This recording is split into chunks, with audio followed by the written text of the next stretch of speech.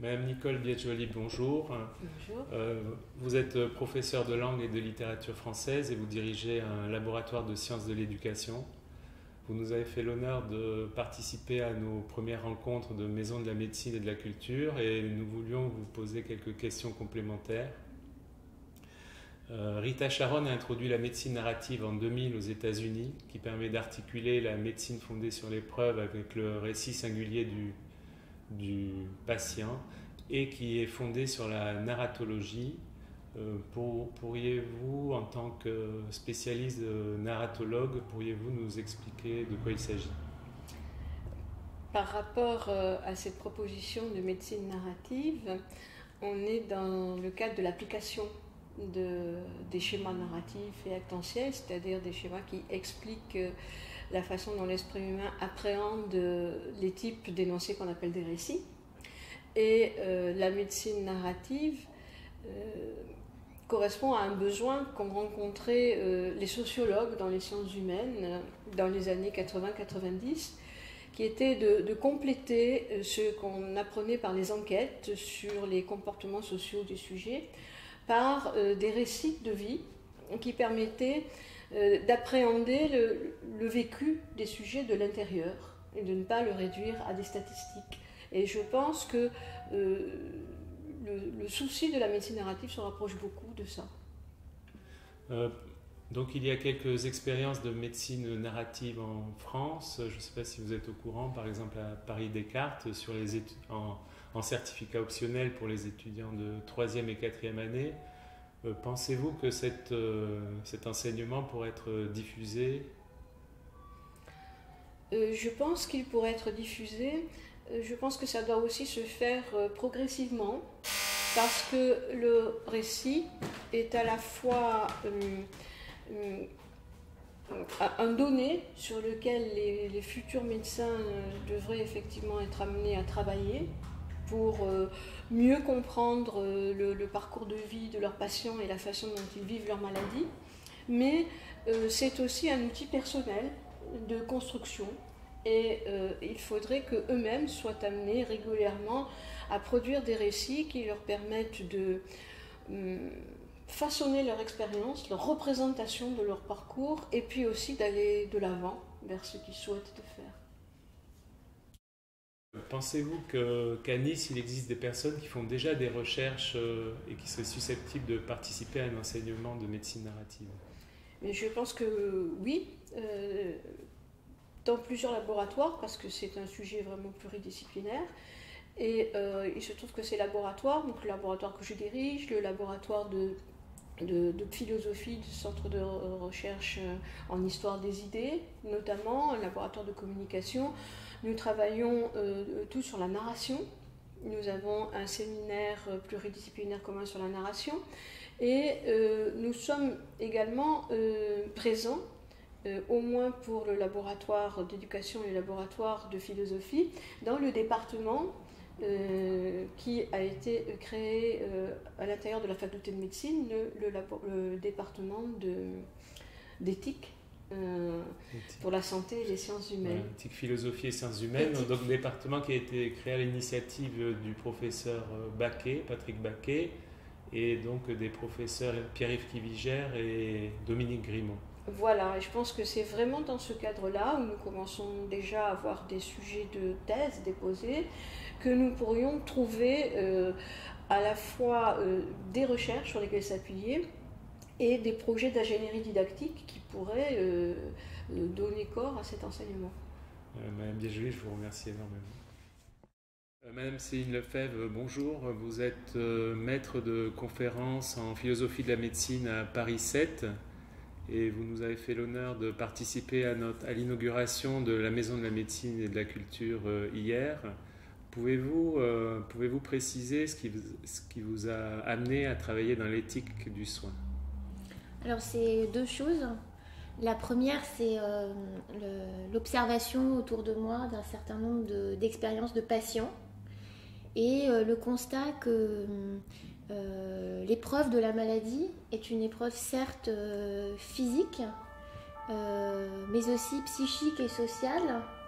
Et ce qui m'a toujours frappée en particulier, c'est l'énergie et les stratégies qu'il faut mettre en place lorsque l'on est patient, non seulement pour comprendre sa maladie et ses traitements, mais pour s'adapter au monde du soin, notamment à l'hôpital.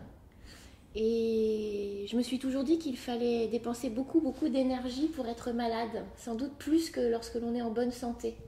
C'est ces notions qu'on retrouve en sociologie de la santé aussi, de travail du patient, de négociation des mondes du patient, qui m'a poussée à m'intéresser à l'expérience vécue de la maladie et donc à la tension qui existe en médecine entre la lutte contre la maladie et la prise en charge du malade, tension qui est difficilement soluble par les médecins et les soignants.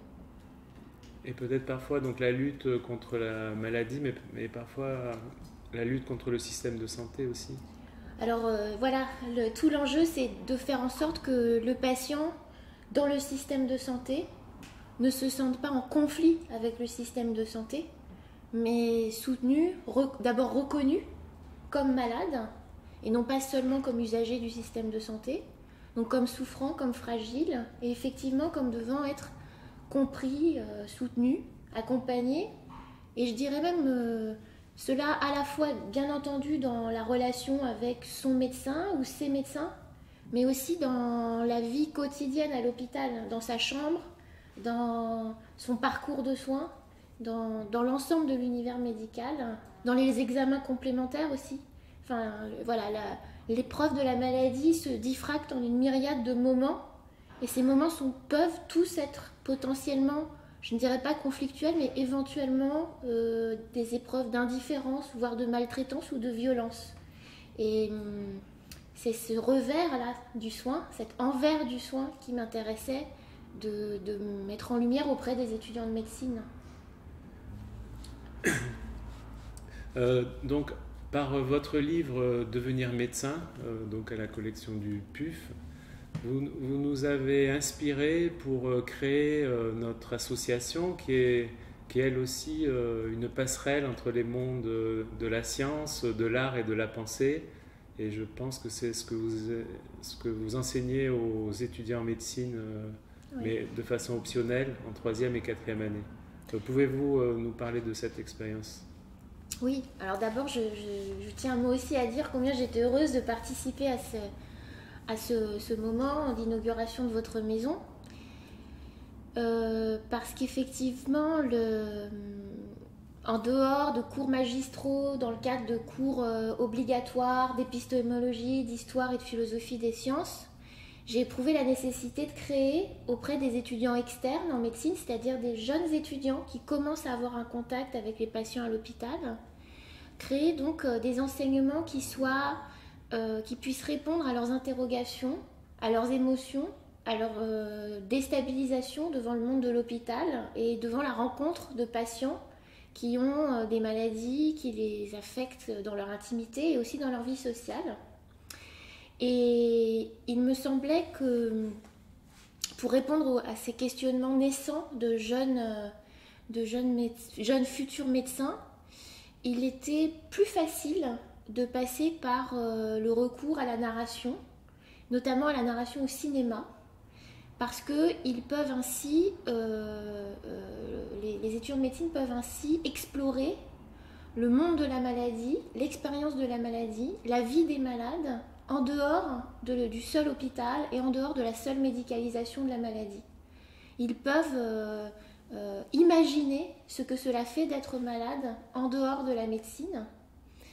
Et puis, je me suis aussi aperçue que cela leur permettait de réfléchir aux questions d'éthique, aux questions sociales, aux questions politiques de la médecine et du soin, sans avoir peur d'être jugés, évalués par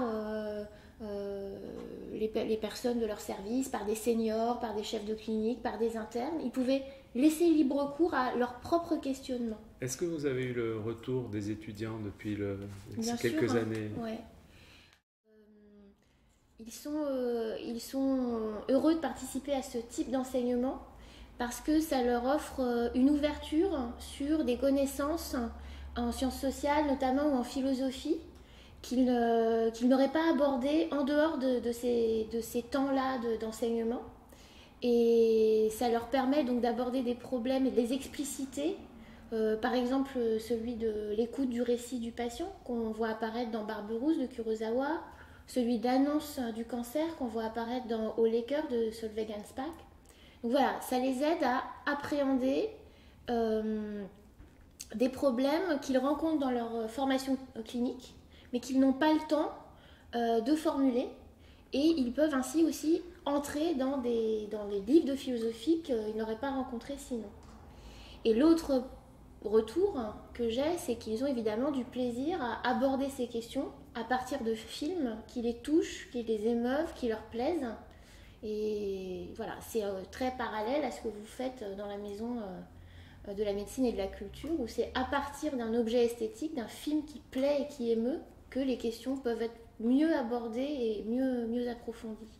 Voilà, et puis je rajoute donc le film Barberousse de Kurosawa, qui a 50 ans aujourd'hui, est toujours d'actualité et extrêmement riche d'enseignements, et peut notamment porter quelque chose de l'ordre du temps soignant, c'est-à-dire la vitesse à laquelle se meuvent les actions des personnages et les récits sont l'idée qu'on voudrait que soit le temps de la relation entre un soignant et un soigné.